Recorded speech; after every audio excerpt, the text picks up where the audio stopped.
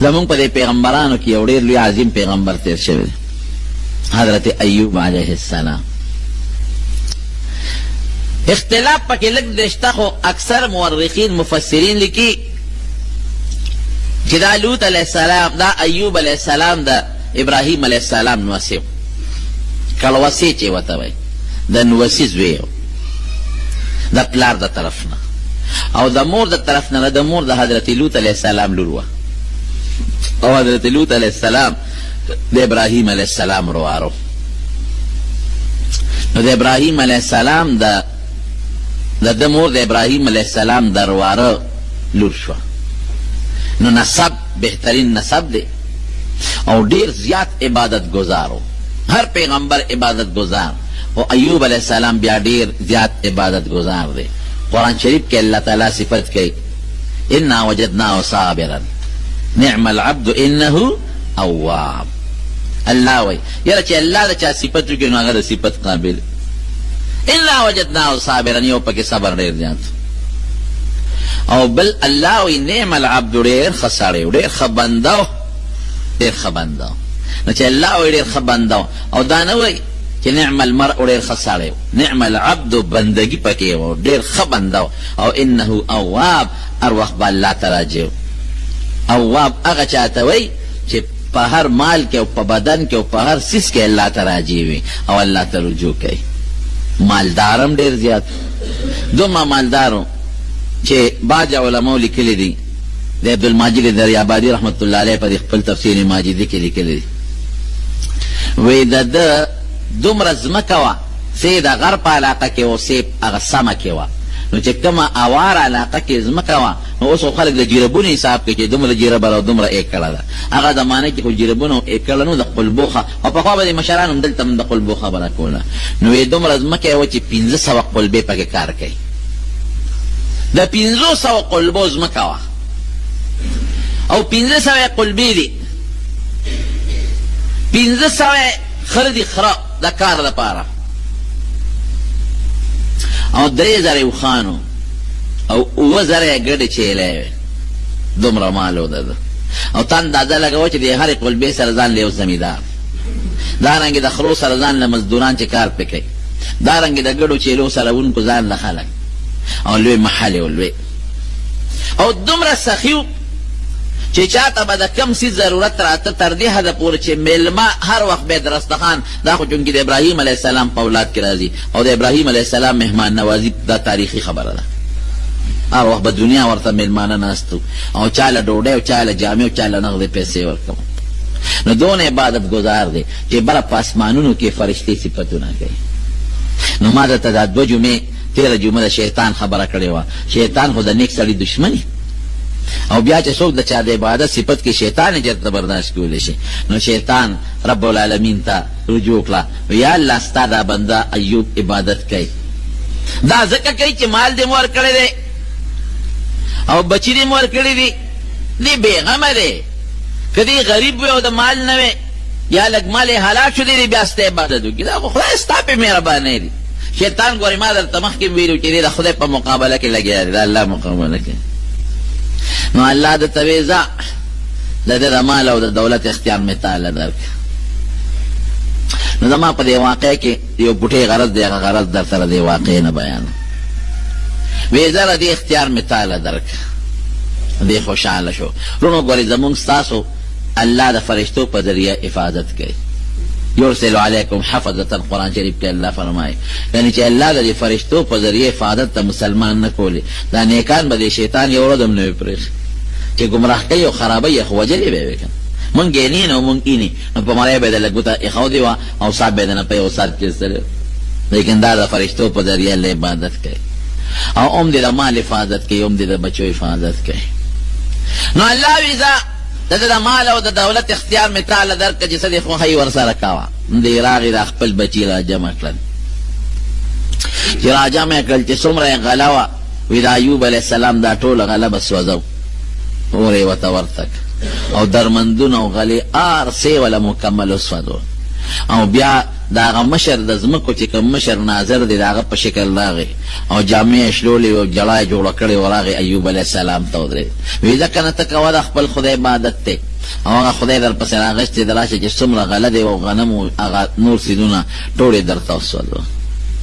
د نیک سړي کار څه دی؟ اذا اصابهم مصیبة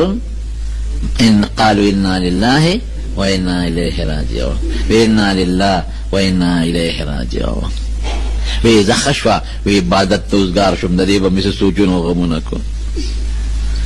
بس دې خو پوه شو چې دا کار خو نه شو. بچي راغونډ کړل وی دا ګډه چیلې ولا غرق کو ای ولا غرق کړل. بیا راغی همغسې وکړه د وی د ښه شوې چې غرقې شوې د خدای عبادت ته اوزګار شوم. بیا یې ولا خان هلاک کړل، بیا غلامان وینځې ولا هلاک کړل. خو ایوب علیه السلام یو رب د سترګې د الله نه غافل نه کړ. اخره کې د الله ته وی خدایه په بچو مطمئن دي، بچي دي، سبا به د دې نه زیاته غله زرغونه کي، اولاد یې شته بچي شته. وی دغه اختیار مې دله درکړه. بچي راغونډ کړل، ټول محل یې د پاسه راغورځه، بچي ولا ټول مړه کړل. او چې کوم مشر استاد و د هغه په شکل راغی او چغې وی ایوب علیه السلام ته وی ځکه نه ته همغسې عبادت کوه او راشه هغه ټول بچي دې مړه کړل او که تا دې د هغه بچو چغې ولیدې او هغه وینې ولیدې. دې څه وی؟ وی الله را کړي الله واغشتل، زما پکې څه دا څه خو د الله دي، الله ورکولم کوي غشتلم کوي، خوند دې ونه کړه. بهر کیف ازمایشونه راځي په دنیا کې په خلق او ورونو ګورې دا ذهن کې واچوئ چې په نیک سړي ازمایش دا ډېر زیات دي. نبی کریم صلی الله علیه وسلم فرمایي اشد الناس بلاء الانبیاء ثم الصالحون ثم الامثل فالامثل. وی زیات ازمایش په مخ د ځمکه په پیغمبرانو راځي، بیا ورپسې نیکان، بیا چې ورپسې کم نیک دی بیا ورپسې کم نیک دی. دا ولې؟ دا چې کم نیکان دي او ګناه نشته نو دا مصیبتونه پې ولې راځي؟ دا والله خدای په آخرت کې درجې اوچتوي. او که کم ګناهګار خلک دي د هغې نه پې خدای ګناه راجوي. نو بعضې خلک ویل که دا نیک وي دا تکلیف به پې نه راته. نه، دا تکلیف دا بیماري دا لازمه نه ده چې دا د په ګناهګار راځي، دا په نیکانو هم راځي. او په صالحین تاسو نه ګورئ دا بزرګان او دا نیکان او صالحان دی اکثر بیماران دي، چاته یو بیماری او چاته بله بیماری. خو فرق به دی چې کم سړی ګناهګار دی او په ده تکلیف راغی دی به فریادونه کوي او چغې به وایي، او چې کم سړی نیک او صالح دی په ده بیماری او تکلیف راغی دی او پکې استقامت کوي او صبر به کوي. دی فرق دی. تر دې حده پورې چې دی غریب باندې داسې ابتلا راله چې بیمار شو او دا پخوا به زمونږ په دې وطن کې په دې خلکو ننکۍ راختې عقل ننکۍ به یې متوي چیچک چې ته وایي دا ټول وجود یې دانو نه ډک شو. دې حد ته خبره ورسېدله چې د خپلو خپلوانو د ټولو ته نفرت پیدا شو، کرکه تې خلکو شروع کړه دا بیماري به مونږ ته ولګي. نو خپلوان هم ته بیزاره شو، دوستان هم ته بیزاره شو، ګاونډیان هم ته بیزاره شو. واحد یو کس پاتې شو، یو بیبي یې پاتې شوه، رحمت د هغې نوم و چې هغې د خپل خاوند خدمت کړه. دا مې ته دې پورې وې چې ډېرې ښځې د خاوند ناشکره دي، خو ډېرې ښځې داسې هم شته چې پر تکلیف کې خاوند نه پرېږدي، د خاوند به قدر کوي، د خاوند به عزت کوي. که خاوند پې ظلم او زیاتې کوي د هغې تپوس په خدای د خاوند نه کوي، لیکن دا په هغې کې هم صبر کوي او صبر ګزاره به او د خاوند اطاعت ګزاره به. نو دا غریبه یک تنها یوازې پاتې شو او د خپل خاوند لګیا د خدمت کوي. تر دې حده پورې چې مزدوري به خوارې کوله غریبه، مزدوري به یې کوله، هغه ډوډۍ به یې راوړه د خپل خاوند له به یې ورکوله، مزدوري به یې کوله، لګیا به هغه ډوډۍ به یې راوړه د خپل خاوند له به یې ورکوله. او څومره مودې دا بیماري وه، د ازمایش او د تکلیفونو او د بیمارۍ مودې څومره وه پته درته لګي؟ نه یو شپږ میاشتې او نه یو کال. روح المانی کې لیکلي دي علامه آلوسی چې 19 کاله په دې بیمارۍ په دې تکلیف کې دا غریب پروت، 17 سال 19 کاله په دې تکلیف او په دې بیمارۍ کې پروت. بچي لاړ شهیدان شو، مړه شو، مال لاړ ختم شو، ګډه چیلې لاړې ختمه شو، اوښان لاړل ختم شو، ځمکې شاړې شو، نوکران مړه شو، وجود بیمار شو، خپل پردي چې څومره ټول پردي شو، دوستان ټول پردي شو. که بله ښځه وې دقسې به یې پرېښود چې د خپل کار کوه، څنګه چې دا نور رشته داران یې وایي دا بیماري به دې مونږ ته ولګي، دې به هم ویلو چې بیماري مونږ ته ولګي، لیکن نه، وایي هر څه چې دې زه بسته وم په دغه بیمارۍ کې خدمت کوم. لګیا د خدمت کوي، چې کله خدمت کوي نو یو ځل دا شیطان راغی چې ودرېږه دی خو ما په اس طریقه هم د الله د عبادت نه منې نه کړ او مقصې ایوب علیه السلام لګیا دی د رب العالمین عبادت اوړي خو نه د الله د عبادت لاسونه کار نه کوي خپې کار نه کوي بیا هم د الله عبادت کوي ژبه لګیا ده او د الله عبادت کوي نو دی راغی دی ښځې ته یې پلاوي دا خاوند باندې څه چل شوی دی وی دانې پې راختلی دی بیمار دی وی زه به داسې یو شی درته وښیم یو شی به دله دم کم چې ستا دا خاوند به په یو سکندونو کې جوړ شي وی اله دم که نه که نه وي تاسو خو بیا بل څه وایې که مونږ څه وایو تاسو خو له چې ډاکټر یا حکیم دارو درکړي او د ډاکټر او د حکیم په دارو جوړ شئ نو بیا تاسو دا نه وایئ چې د حکیم جوړ کړو بیا وایې دا مونږ خدای جوړ کړو دا په دې نوښار کې یو ډاکټر هغه به دا وی د خلکو له ګولۍ زه ورکړم دارو والا زه ورکړم چې جوړ شي نو بیا وایي چې خدای جوړ کړم هلکه ګولۍ ما درکړه انجکشن دله ما ووه او چې بیا جوړ شي نو بیا خدای یادې ما وی دا ډېر قمقل بېوقوف ډاکټر بېشکه جوړونکی څوک دی ډاکټر صاحب ستا په دماغو کې د دې بیمارۍ پیژندل او د بیمارۍ لپاره چې کم دارو په کار دی دا ستا په مازغو کې چا چولی دی الله دا سترګې چې ته پې مریض ته ګورې او دا لاس چې د مریض نبض پې ګورې او د مریض بلډ پریشر پې ګورې دا اندامونه چا در کړي دي الله او کم دارو چې ته دې مریض له ورکې دا دارو چا پیدا کړي دي الله پیدا کړي او بیا چې مریض لري دارو ورکړل ګولۍ دې ولا ورکړه دا ګولۍ دننه معدې ته لاړه نو دا ګولۍ په دې معده کې په دې وجود کې لاندې حل شي او دا په وینه کې ګډه شي او دا هغه متعلقه بیماری ته رسي نو ډاکټر صاحب ته ورپسې کوشش وی چې دا ګولۍ دغلته حل کې او د دې ګولۍ نه مختلف څیزونه جوړېږي څه په وینه کې ګډېږي څه پټو لځي څه هډوکو لځي نو دا تقسیم دغلته دننه د سړي په دې ګېډه کې څوک کوي دا ګولۍ به کوي څوک دا وینې ته څوک رسوي دا مازغو ته څوک رسوي د اینې ته څوک رسوي دا ګردې ته څوک رسوي دا هډوکو ته څوک رسوي دغلته به ډاکټر کاکا کوشش وی چې دا تقسیمات کوي هلته کې دا د چا کار دی وایه دا د الله کار دی نو هغه دا شیطاني اثرات دي نو هغه شیطان ورته وایي وی تاله به زه اوس داسې شی درکړم چې دا خاوند به دې په سکندونو کې جوړ شي وی شا به راکړه که نه وی نه تاسو خو دا علاج دله به زه وکړم بیا به وایي چې خدای جوړ کړم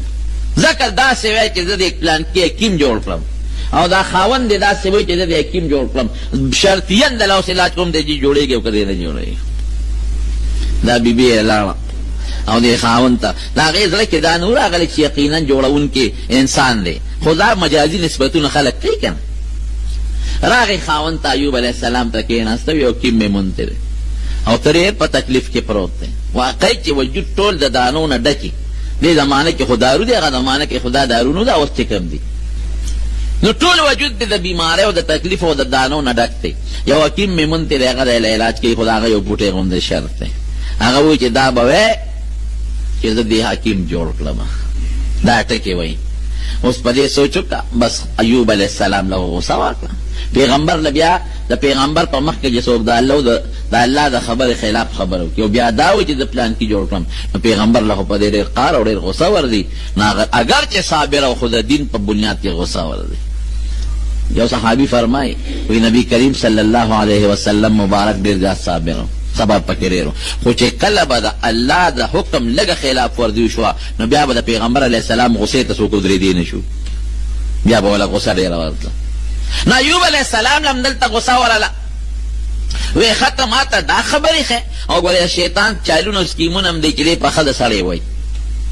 ما درته مخکې ویلي وختي هم درته وایي آدم علیه السلام چې د جنت نه رایسته د چا په ذریعه راوویسته بیبي حوا علیه السلام په ذریعه باندې دا چل یې ورته جوړ کړه نو دی یو سازش جوړ کړه نو ایوب علیه السلام له غوسه ورله وی ښه که زه خدای جوړ کړم سل چوکې به دې وام سل چوکې به دې وام اوس که بله ښځه ها زه دې خدمت هم کوم او ستا دپاره مزدوریم کوم او خپل خپلوانو ټولو پرېښودی خلک دنه نفرت کوي او لا چې جوړېږي نو ما به سل چوکې وی سل غزاره زه خپل کار کوم ځان له بل څو خدمت لا ګوره لیکن نیکي بیبي ته ګوره د خاوند حق چې پېژنې یو نیکه بیبي ته ګوره وی تا دې خدای جوړ کړي الله دې روغ صحت نصیب کا ما سل نه یو سل چوکې پاک حالت کې لګیا ده او د خپل خاوند خدمت کوي رب العالمین چې دا علما بعضې لیکي وی چې دا بیماري یې کله دې ژبې ته ورسېدله نو الله ته درخواست وکړه او د شیطان پوه شو وی دا تا چې کوم حکیم ولید دا حکیم نه دی دا شیطان د شکل د حکیم جوړ کړی نو دا خدای نه دوه سواله وکړه وایوب اذ نادى ربه انی مسنی الضر وانت ارحم الراحمین یو الله ته چغه واله یا الله ما ته دا بیماری نور د ما جبه ته ورسېدله او الله ستا د عبادت نه مې وباسي خدای ته ارحم الراحمین ستا نه زیات رحم کوونکی بل څوک نشته او بل دی وی چې ربي انی مسنی الشیطان بدر ربي انی مسنی الشیطان بدر خدای شیطان نه تسکیمونه سازشونه جوړه او تکلیفات را رسی اوس یې راته ښځه رانیغه کړې الله ماله شفا راکړي او د دې نه مخکې چې به ورته دې ښځې وې وی سړی ناجوړه شي د الله نه سوال وکړه چې خدای پاک دې جوړ کړي ده بس وی ښځې زما د روغ صحت زمانه زما د بیمارۍ نه ډېره زیاته ده نو زه شرمېږم چې الله ته ویم چې خدای پاکه ما جوړ کړي پرېږده چې دومره بیماري په ما راشي لکه زما د روغ صحت عمره او د هغې نه لږه ووړي نو بیا به دې سوال کوو